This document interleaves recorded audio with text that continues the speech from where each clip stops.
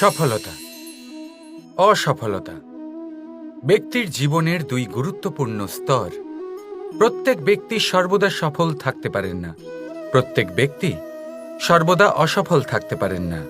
এবার এই দুই যখনই আসে, কিছু দিয়েও যায়, আবার কিছু নিয়েও যায়।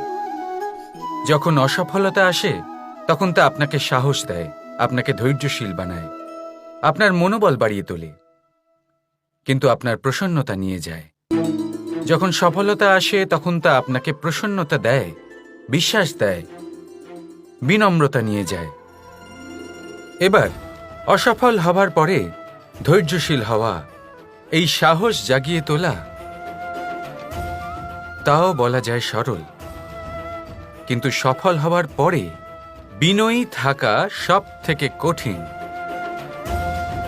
কিন্তু ততটাই গুরুত্বপূর্ণ হলো বিনয়ী থাকা।